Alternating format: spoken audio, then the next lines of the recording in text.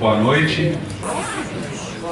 Sejam bem-vindos à nossa segunda aula do livro Evolução em Dois Mundos.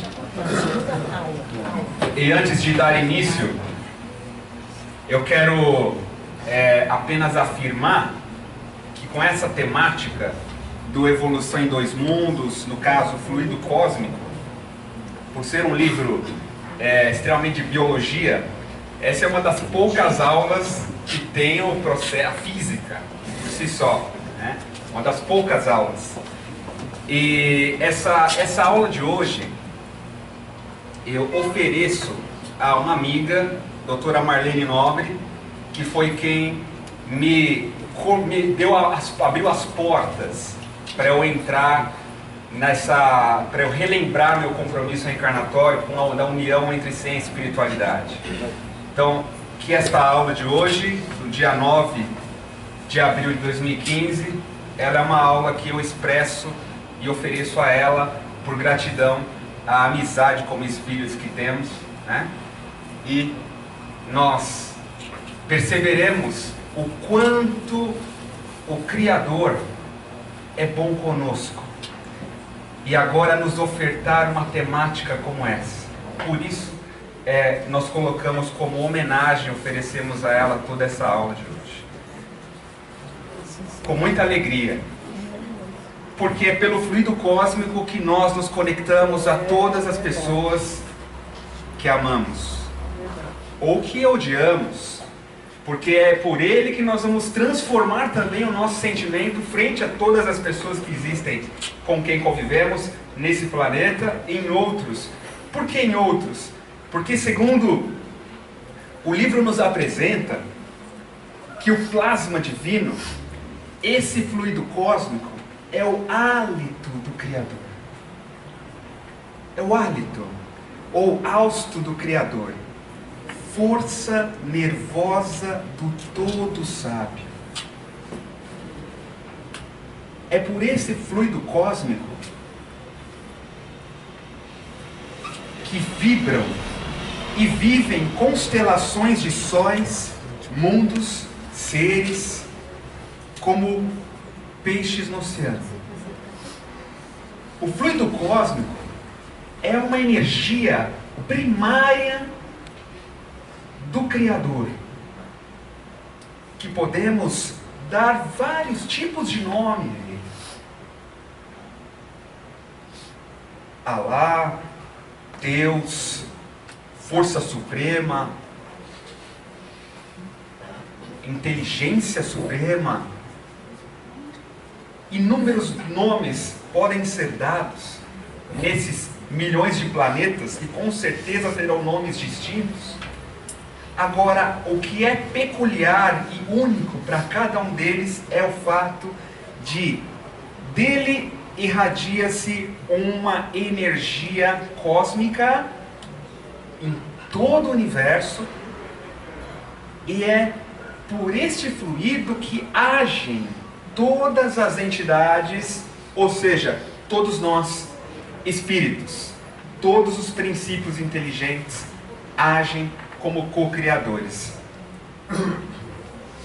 Destes co-criadores existem aqueles que estão em altíssima evolução, que nós podemos nomeá-los, no caso, a teologia hindu chamam eles de grandes devas. Talvez os cristãos, ou nós, chamaríamos como arcanjos, da interpretação de variados, ou melhor, da interpretação de variados templos religiosos. Eles são quem utilizam dessa substância original do Criador para, a partir dela, agregar esta energia cósmica na formação dos átomos, os quais irão constituir os mundos. Porque eles estão numa comunhão, vamos voltar um pouco, eles estão num processo de comunhão, segundo André Luiz, uma comunhão indescritível. Nós podemos lembrar, mesmo no Novo Testamento, que o Cristo diz: Eu e o Pai somos um.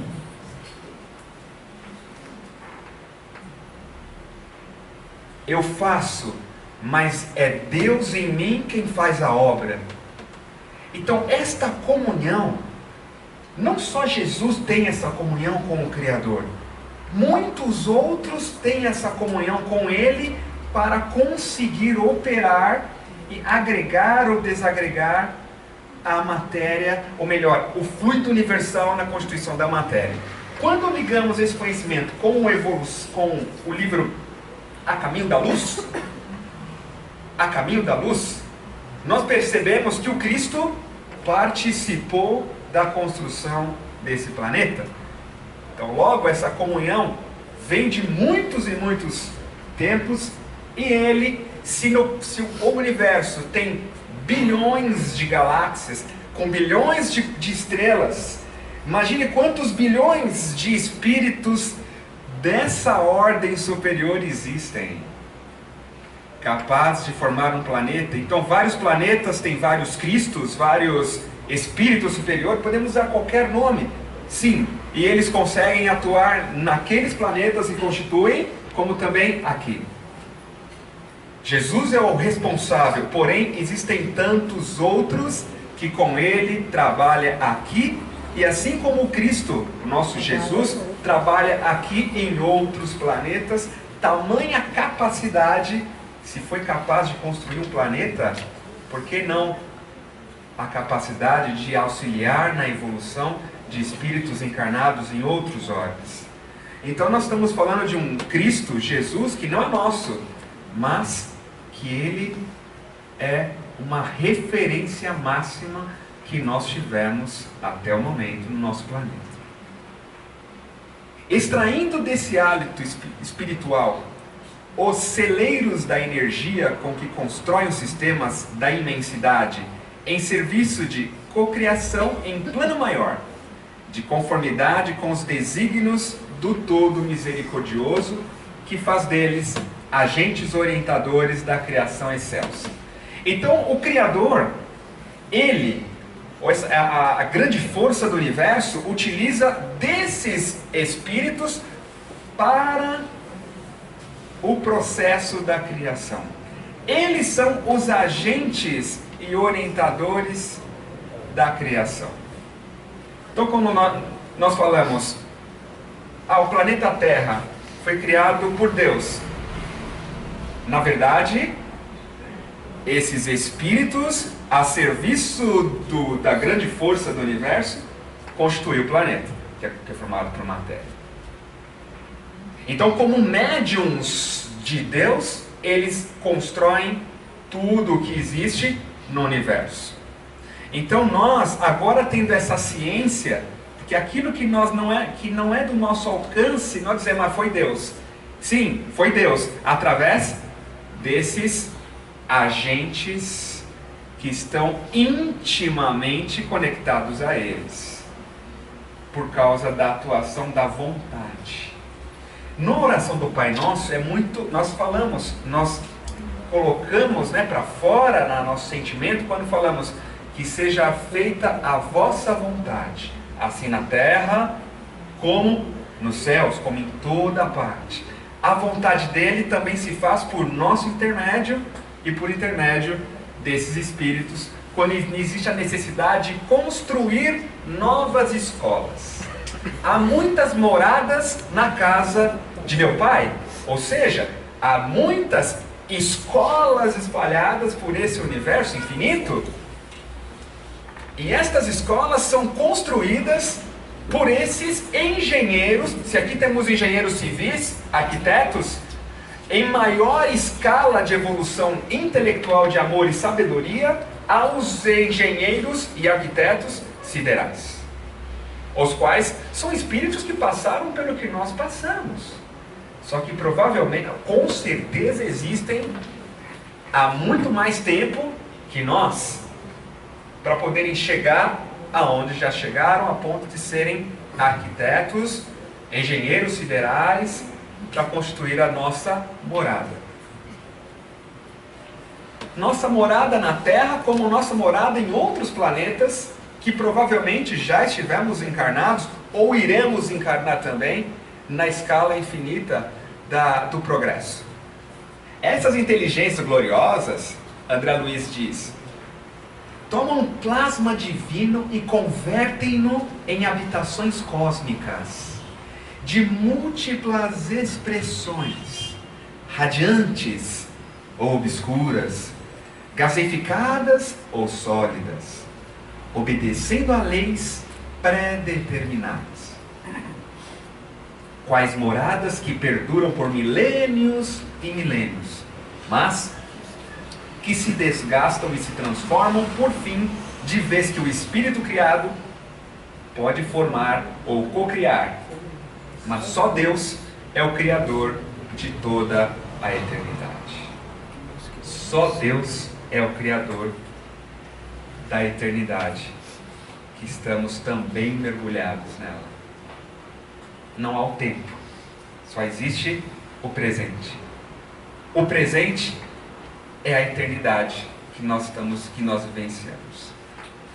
E assim por diante. Aí vem os impérios estelares, devido à atuação desses arquitetos maiores, que nós mencionamos aqui, surgem nas galáxias as organizações estelares como vastos continentes do universo, em evolução, e as nebulosas intragalácticas. O que são nebulosas? São aqueles aglomerados de estrelas, e nós vemos como uma coloração branca. Aqui, por exemplo, nessa figura, que nós temos uma fotografia por satélite, esses aglomerados embranquiçados aqui são bilhões de estrelas. A esse conjunto de estrelas nós damos o nome de nebulosa. Nebulosa, conjunto de estrelas. Essas nebulosas intragalácticas, ou seja, dentro da galáxia. Aqui estamos vendo uma galáxia nessa figura e ela é constituída por várias, nós temos aqui algumas nebulosas, como imensos domínios do universo, encerrando a evolução em estado potencial, todas gravitando ao redor de pontos atrativos, com admirável uniformidade coordenadora. Admirável uniformidade. Então tudo está muito bem matematicamente organizado. É aí, no seio dessas formações assombrosas, que se estruturam interrelacionados à matéria, o espaço e o tempo, a se renovarem constantes, oferecendo campos gigantescos ao progresso do espírito. Então é aqui, nessas formações, como mostra aqui a figura, é que se estruturam, relacionando uns aos outros, o que? A matéria, o espaço e o tempo. A matéria, o espaço e o tempo, elas surgem a partir da existência desse campo formado, que nós vamos chamar aqui de galáxia. Cada galáxia, quanto cada constelação, guarda no cerne a força centrífuga própria, controlando a força gravítica com um determinado teor energético apropriado a certos fins. Então elas guardam a força centrífuga, ou seja, vai ter sempre o que? Um aglomerado de massa, ou um grande sol, um aglomerado de estrelas, e que vai dar um campo gravitacional, e com isso, o que? A possibilidade do movimento. A engenharia celeste equilibra rotação e massa, harmonizando energia e movimento. E mantém-se desse modo na vastidão sideral. Estão ouvindo? Só um momento, que eu acho que é o... É o meu.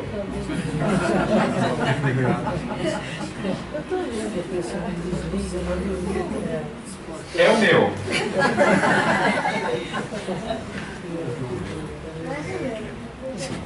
Agora ele não tem mais como se manifestar na aula. Alguém queria participar? Né? Transcomunicação instrumental, vai saber se não é uma entidade.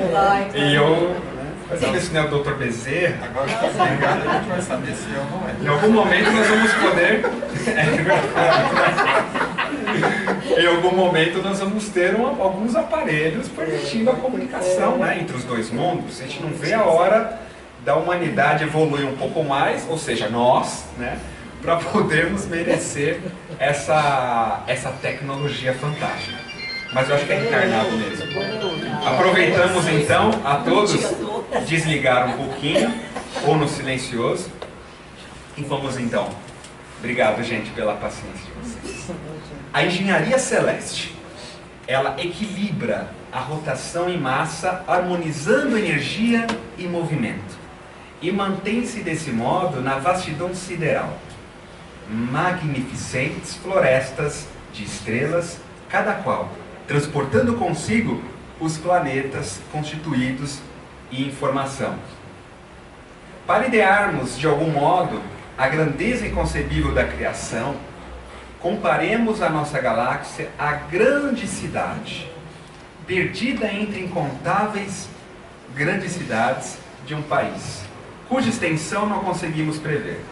Então vamos imaginar que a nossa galáxia, vamos observá-la aqui.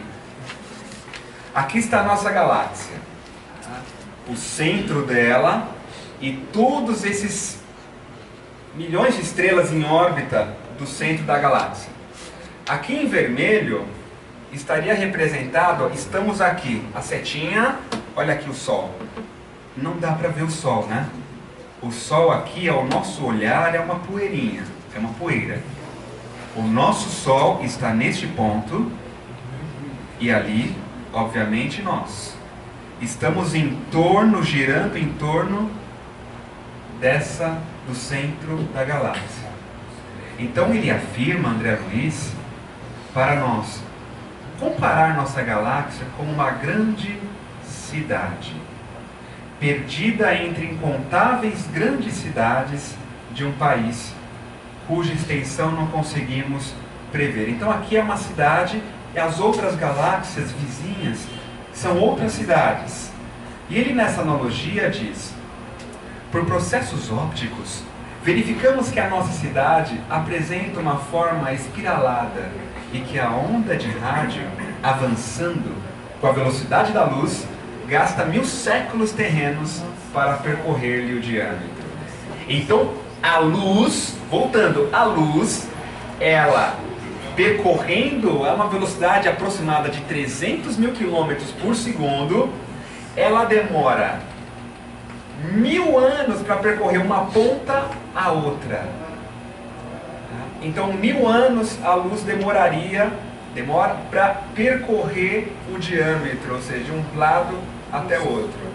Então isso significa que é uma distância muito, muito grande. Muitas vezes, quando vemos uma estrela no céu, ou uma luz vindo ali, às vezes aquela luz saiu de lá há 500 anos, há 1000 anos atrás e está chegando aqui só agora. Pode ser que aquela estrela nem existe mais, mas eu estou vendo a luz que ela irradiou há não sei quantos 1000 anos atrás, estou vendo a luz que chegou agora. Só chegou agora porque a luz tem uma velocidade. Então, isto mostra a imensidão do universo e a nossa pequenez. Nós não somos tão grandes quanto imaginamos. Esta imagem nos dá uma grande lição e necessidade de perceber o porquê da humildade. Por que nós nos submetermos à vontade do Pai e vermos Deus como um Pai soberanamente justo e bom comparado a nós mesmos. Sempre comparado a nós. Aí vemos a nossa pequenez, porque aqui também é uma outra imagem da nossa cidade. E nós estamos aqui, nessa pontinha aqui. Então podemos concluir até aqui que isto é um núcleo familiar. Aqui é um núcleo familiar em nossa galáxia. E estamos também unidos por afinidade. Que tipos de afinidades nos mantêm aqui? Não sabemos. Talvez não seja dado compreender ainda. Porém, sabemos que existem mundos mais evoluídos que o nosso. E esses espíritos auxiliam a evolução também do nosso planeta Terra. Assim como vamos a um hospital colaborar pela saúde mental de um irmão, ou vamos a uma comunidade desempenhar uma tarefa com quem está na miséria física, e assim por diante, inúmeros desses espíritos superiores saem também dos seus planetas mais evoluídos para auxiliar quem? A nós. Aqui, que estamos em uma pequena miséria moral e talvez recebendo deles esse amor, esses amparos, nós também somos auxiliados. Recomendamos mais detalhes sobre isso nas obras de Leon Denis. As obras de Leon Denis, inúmeras delas, trazem um grande conhecimento sobre a nossa relação com os espíritos superiores que vivem em outros planetas. Nela surpreenderemos milhões de lares nas mais diversas dimensões e feitios, instituídos de há muito tempo, recém-organizados, envelhecidos ou em vias de instalação, nos quais a vida e a experiência enxameiam vitoriosas. Ele confirma, reafirma, tomando o Sol e os mundos nossos vizinhos como apartamentos de nosso edifício. Então o Sol e os demais planetas do nosso sistema solar aqui, e os outros planetas próximos, eles são apartamentos.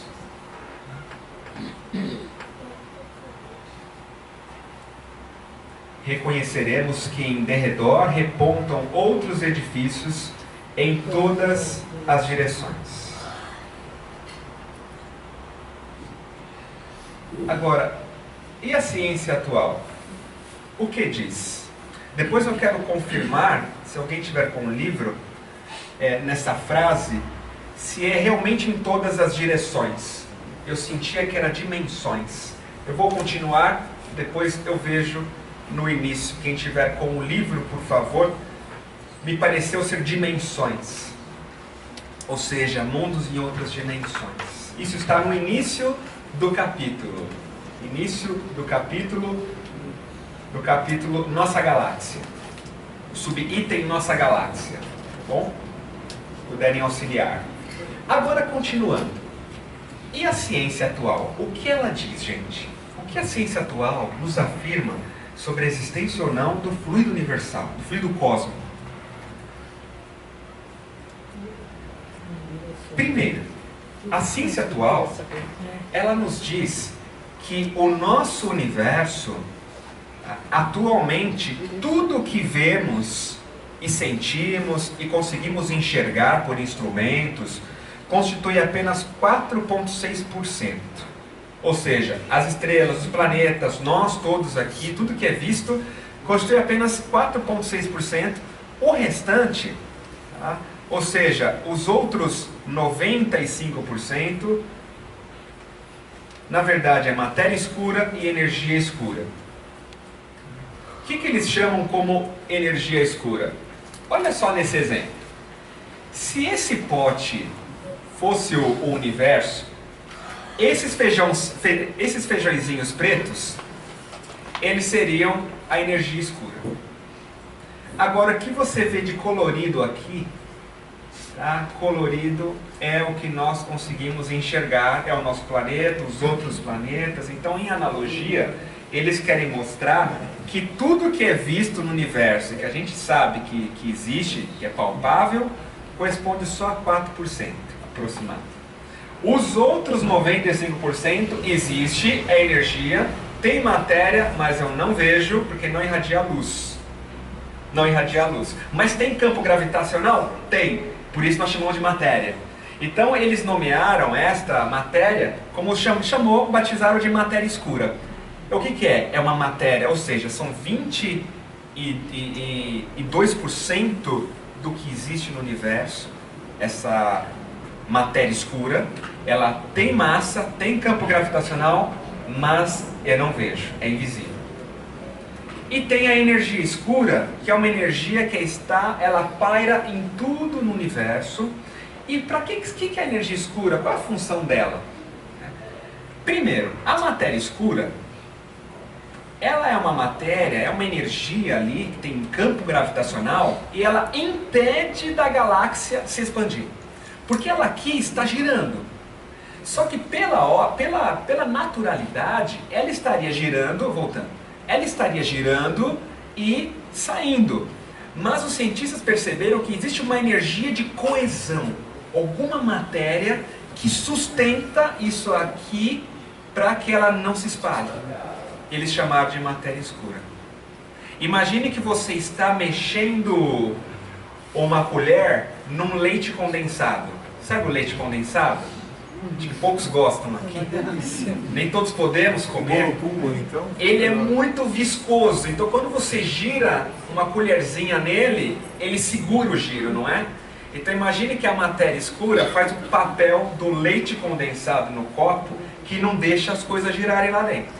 O universo tem essa matéria escura que isso não deixa direito a coisa se expandir. Ela segura. Por outro lado, nós temos a energia escura, que aqui são algumas simulações computacionais para mostrar que a energia escura se passa por todo o universo, inclusive aqui onde estamos. Ela é uma energia que dá expansão do universo. Ela é contrária. A energia escura faz com que o universo se expanda e se espalhe. Então de um lado tem a matéria escura que segura, é o leite condensado. Por outro lado existe uma energia chamada energia escura, que eles pesquisam a partir da teoria do Big Bang, etc. Enfim, é uma energia que estaria distribuída por todo o espaço e tende a acelerar a expansão do universo. No caso, ela é meio contrária à gravidade. Enquanto a gravidade é uma energia, é uma força gravitacional, ela puxa, né, ela atrai, a energia escura, ela expande. Tá? Ela faz com que as forças, com que a matéria se expanda e tudo se afaste.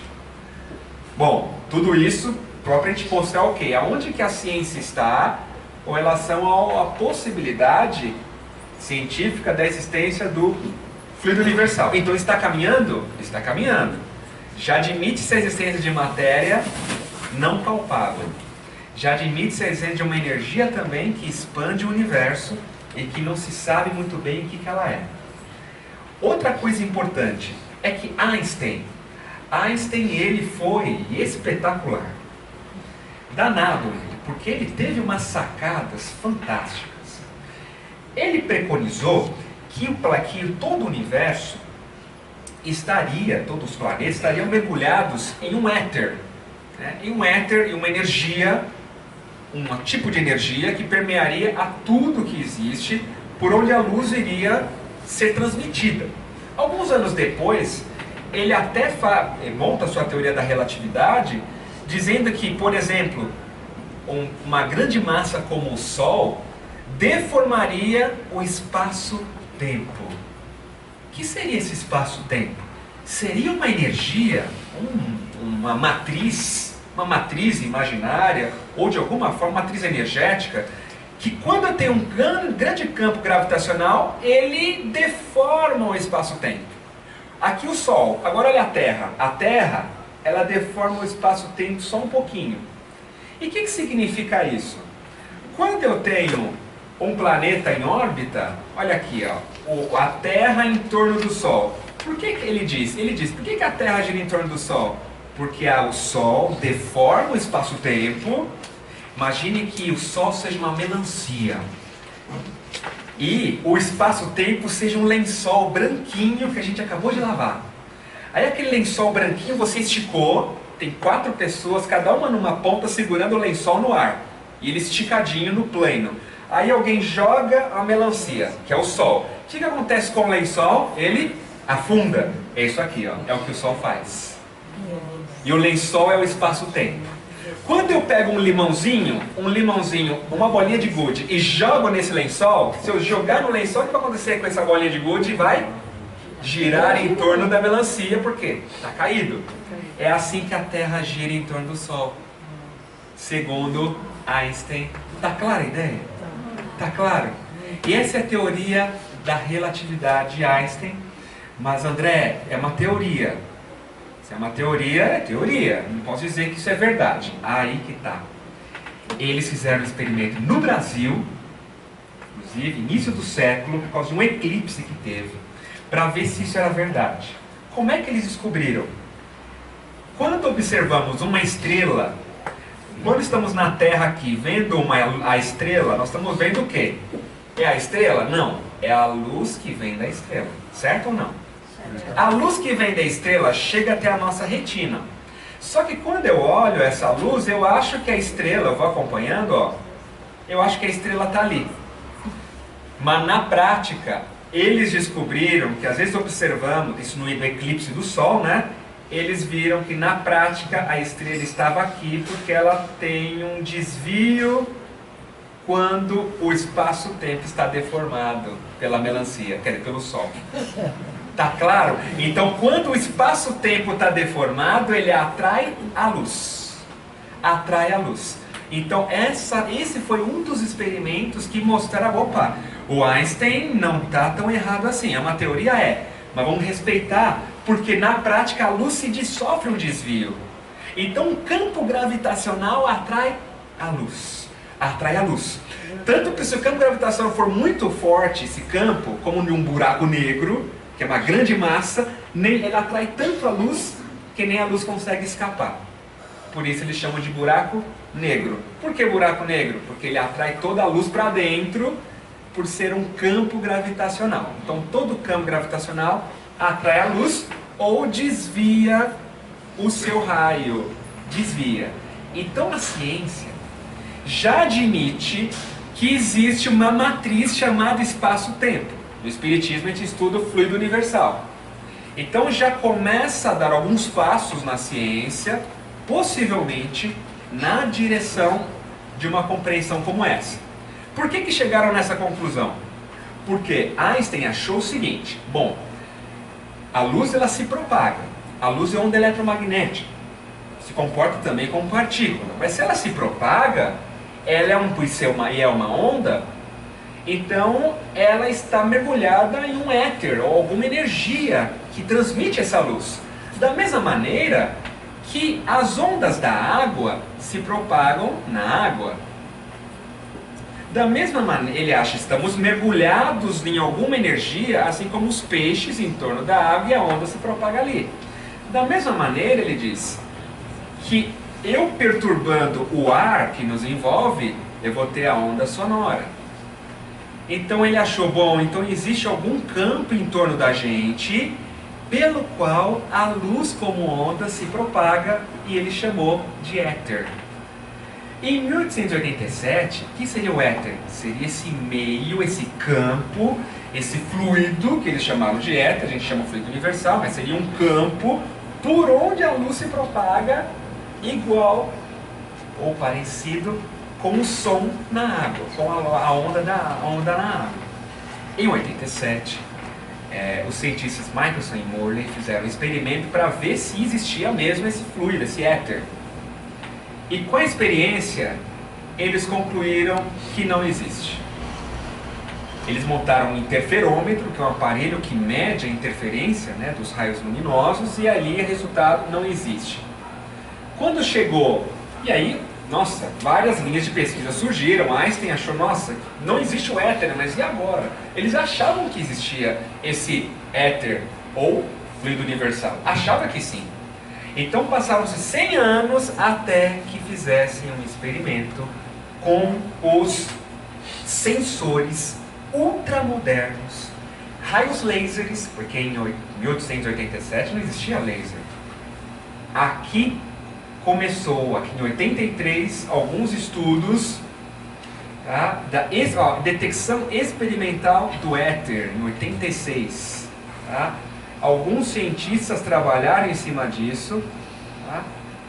Umas publicações, e essa inclusive publicado na nossa tão respeitada Nature, que foi um experimento feito inclusive pela Força Aérea Americana, década de 80, e lá no espaço repetiram aquele velho experimento do Michelson Morley e evidenciaram a existência sim desse éter. O que seria isso por onde se propagam, na verdade, as ondas eletromagnéticas. Ou também é a energia cósmica que conecta a todos nós. Porque aqui, eu, em relação aos senhores, tenho uma distância. Aparentemente, eu não estou conectado a vocês. Mas, cientificamente, aqui, eles estão afirmando que existe uma conexão entre eu e você, à distância. De que maneira? Pelo éter. Pelo éter. Isso é a física, a ciência mostrando. Mas por que não é divulgado isso, André? Ou seja, que aí daqui nós podemos extrapolar para as ondas eletromagnéticas. Porque o cérebro tem uma atividade elétrica, então ele pode irradiar o quê? Ondas eletromagnéticas. Então do meu cérebro para o seu pode propagar pelo éter essa energia e se propaga. Através de André Luiz, as obras de André Luiz, nós sabemos que sim. Agora aqui é um começo para que a ciência comece a convergir com o que o Espiritismo está nos ensinando. E essa descoberta, por que não é revelada para nós? Porque já existem muitas linhas de pesquisa considerando que isso aqui não existe, que o éter não existe, que o fluido universal não existe. E isso perderia muito dinheiro. Não é interessante para muitas pessoas isso. Mas na realidade nós estamos afirmando que sim, e é por isso que justifica a cura espiritual, o passe, imposição de mãos, atuação à distância. Cientificamente é esse o mar energético que todos estamos mergulhados. E que Einstein chamou de éter, ele estava certo, só que a comprovação só foi possível agora. Então, voltando ao nosso querido Albério, nosso curso anterior, né, dos domínios da mediunidade, ele afirmou, da superestrutura dos astros à infraestrutura subatômica, tudo está mergulhado na substância viva da mente de Deus. Então, mais uma comprovação do que como peixes e as plantas da água estão contidos no oceano imenso. A ciência já está se aproximando disso. Então, agora, ainda uma evolução em dois mundos. Vou passar aqui. Sob orientação das inteligências superiores, congregam-se também os átomos. Então os átomos são congregados também a partir dessas inteligências superiores. As inteligências superiores, por quê? É sob a pressão espiritualmente dirigida de ondas eletromagnéticas. Então eles aplicam uma onda eletromagnética, né, a partir deles mesmos como espírito. Isso faz com que eles reduzam as áreas intratômicas sem perder movimento, para que a massa nuclear fique bem adensada. Então tudo isso é feito pelas inteligências superiores na formação de um planeta. Eles colocam tanta potência eletromagnética que cria uma pressão.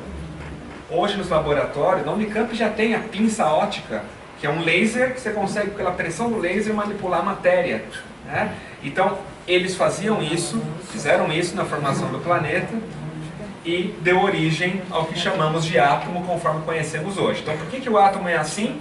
Porque aquelas entidades na formação do planeta fizeram todo esse processo, e isso se mantém coeso. Aqui o núcleo do átomo, as partículas, o átomo absorve energia, e quando ele absorve energia, o elétron sofre um salto quântico. Tudo isso aqui orquestrado pelas entidades superiores. Deixa eu ver se ele abre aqui. A gente vai mostrar no outro dia. E a atuação desses espíritos superiores na matéria, ela sempre ocorre pela vontade canalizada, tá, como energia, levando a um salto quântico também. E essa energia da vontade, o átomo libera onda eletromagnética. Então todo átomo vai absorver energia e ele pode emitir a energia. Quando ele emite energia, ele pode emitir luz ou as ondas de infravermelho, que no capítulo ele coloca luz e calor. Luz e calor. Temos assim a luz e o calor, que teoricamente classificamos, diz André Luiz, classificamos entre as irradiações nascidas dos átomos, supridos de energia. São estes que, excitados na íntima estrutura, despedem as ondas eletromagnéticas. Exatamente como nós mostramos. Os mundos ou campos de desenvolvimento da alma, com as suas diversas faixas de matéria em variada expressão vibratória, ao influxo ainda dos tutores espirituais. São acalentados por irradiações luminosas e caloríficas, sem nos referirmos às forças de outra espécie que são arrojadas do espaço cósmico sobre a Terra e o homem, garantindo-lhes a estabilidade e a existência. Então existem forças de outra espécie. Olha que interessante como o que nós sabemos de ondas eletromagnéticas ainda é pouquinho perto do que realmente existem, ou seja, existem outras forças de espécies diferentes que vêm do espaço cósmico sobre o planeta Terra e sobre nós e que garante nossa existência. Então, tem mais coisa na ciência para descobrir sobre que tipo de energia também vem de outros mundos para cá.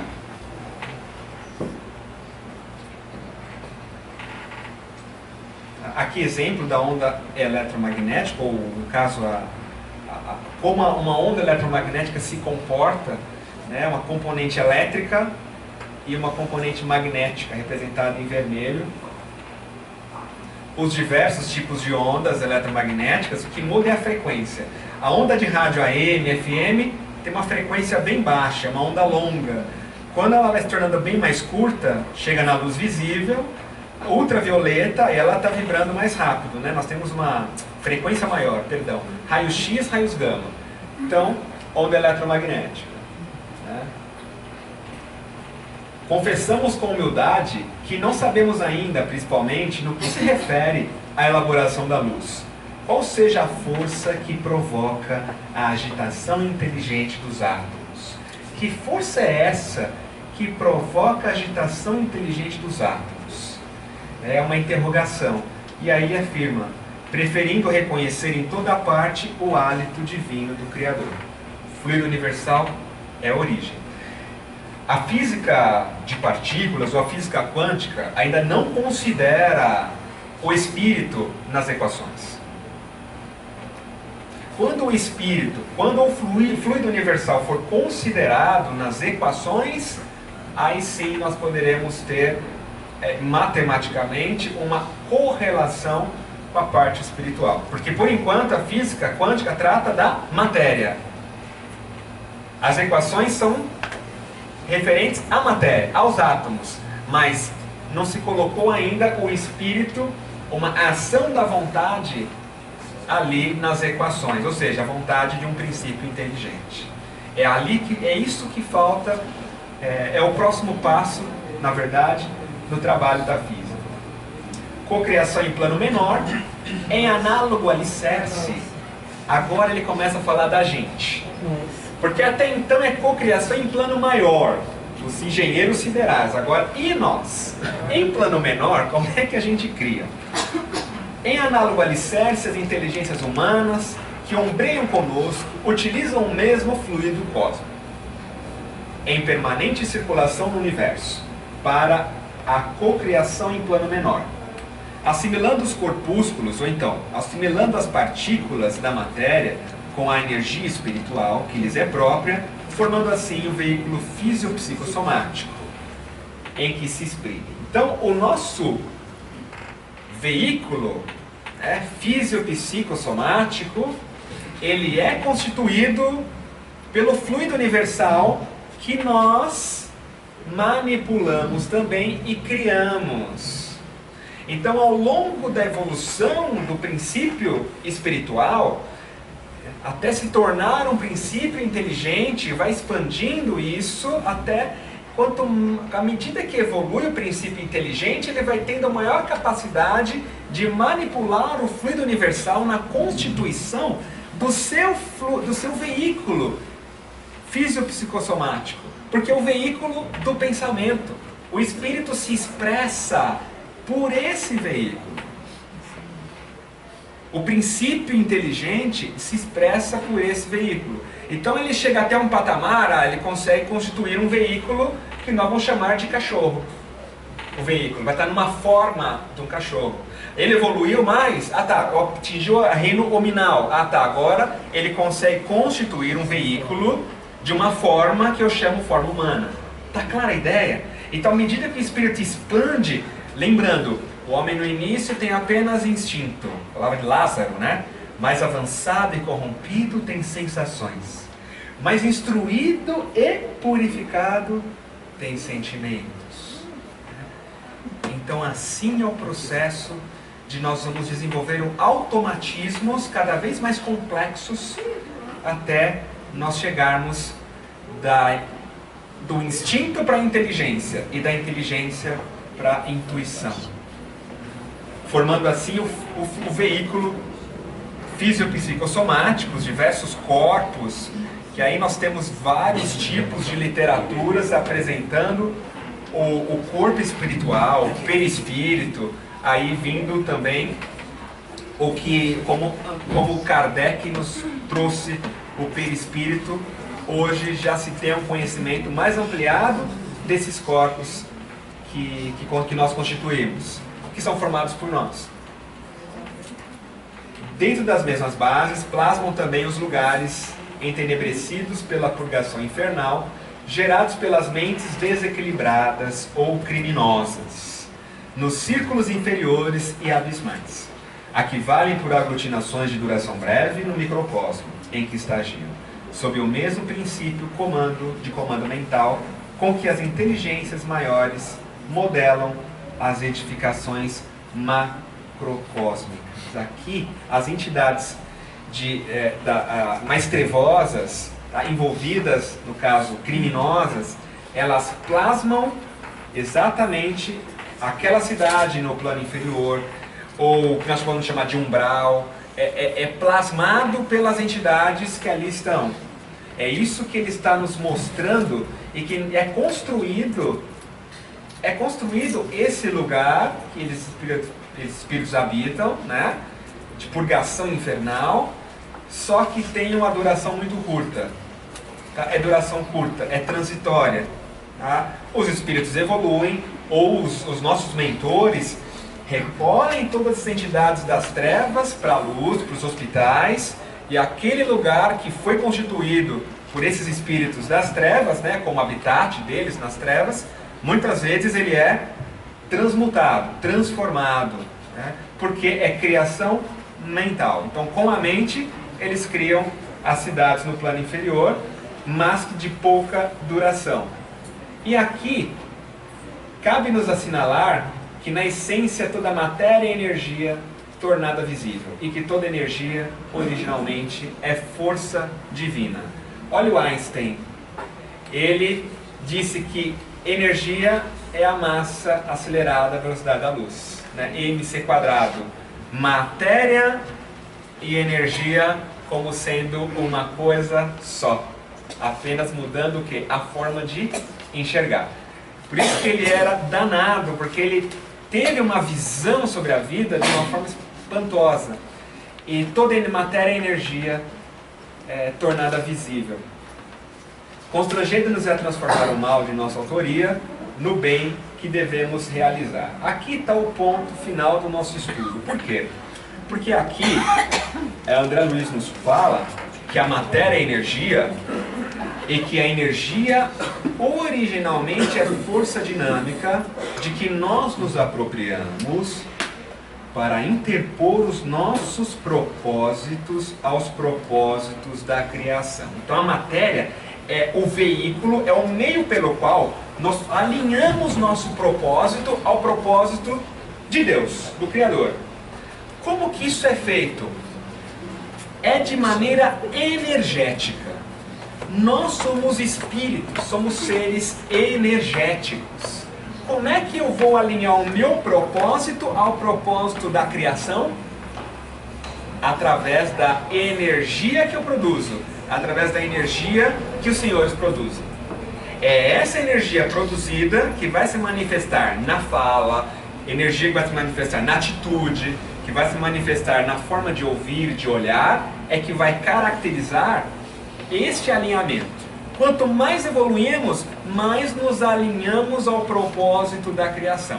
Para isso, e outro ponto, constrangendo-nos a transformar o mal de nossa autoria, que nós não somos santos. Tivemos um passado, agora temos um presente, então, do mal de nossa autoria no bem que devemos realizar. Olha lá, o bem que devemos realizar. É um compromisso de bem. Tudo que formos vivenciar na vida deve ser encarado por nós como um compromisso no bem. Educar um filho é o meu compromisso no bem. Ir para a empresa não só para bater cartão, não. Ali eu tenho um compromisso no bem. No trato com os funcionários, no trato com os clientes, um compromisso no bem em ser ético. Se estamos na política, se estamos em cargos de liderança, ou somos subalternos, saber que ali varrendo aquela casa é um compromisso de autoria no bem para me redimir do mal que também trago em mim. É no bem que transforma-se a energia do nosso sentimento. Então tudo é para o bem. Só que se eu não souber responder essas perguntas, como fazer? A primeira, qual é o meu propósito na vida? Qual é o meu propósito de vida ou nessa encarnação? Eu preciso saber. Por que é importante eu saber para que eu estou aqui, qual é o meu propósito, o que eu quero, qual é a minha missão? Para que saber? Para poder alinhar com o propósito de Deus. Qual é o propósito da criação? Por isso é a fé raciocinada. É uma fé raciocinada que nos faz sentir Deus em nós. Sentir que, assim como o engenheiro sideral, ele é utilizado pelo Criador para criar, nós também podemos sermos instrumentos do Pai na prática do bem. Então, qual é o meu propósito na vida? É eu vir para o grupo espírita trabalhar, mas com um propósito no sentimento. É eu ir lá para o hospital trabalhar, atender os pacientes com um propósito interno. Muitas vezes silencioso, a gente não está falando para todo mundo qual é o seu propósito. Mas é sentir, o paradigma médico espírita é vivenciar isso. Ok, vamos em frente, vamos superar chuva, seca, falta de água e vamos fazer o que precisa ser feito. Porque nada vai nos faltar para executar o propósito da criação. Afinal, é Ele que tem um propósito em relação a nós. Portanto, nada vai nos faltar. Mesmo que o Brasil tenha uma crise econômica, nada vai faltar para a gente realizar o propósito da criação. É nós trabalharmos e fazer a nossa parte para quê? Transformar o mal de minha autoria no bem em que devo realizar. Porque agora é uma nova encarnação e estamos todos juntos novamente. É por isso que ele termina dizendo: compete-nos, pois, a notar que o fluido cósmico ou plasma divino é a força em que todos vivemos, nos ângulos variados da natureza, motivo pelo qual já se afirmou e com toda razão que em Deus nos movemos e existimos para, através desse fluido, fazer o que ele fez. Através desse fluido universal, que é o tema do nosso estudo, é que o mental dele pôde curar o cego de nascença aqui. Misturou um barro com a própria saliva, manipulou a energia e curou o cego. Da mesma maneira que ele fez Lázaro levantar do sepulcro, da mesma forma ele disse: venha a mim as criancinhas, Foi por meio desse fluido que ele deixou essa energia que está pairando agora em nós. Que sem a prática, nós não temos como realmente nos alinharmos ao propósito da criação. O propósito dele em relação a você, em relação a mim, é que a gente faça isso, ó. Não é nem que a gente saiba de cor o livro Evolução em Dois Mundos, mas para que a gente utilize o conhecimento do livro Evolução em Dois Mundos para fazer isso aqui, ó. Senão, de nada vai adiantar para nós. E para fazer isso aqui, um novo mandamento vos dou, que vos ameis uns aos outros assim como eu vos tenho amado. Através deste testemunho reconhecerão que sois meus discípulos, se tiverdes amor uns pelos outros. Muito obrigado, muita paz a todos.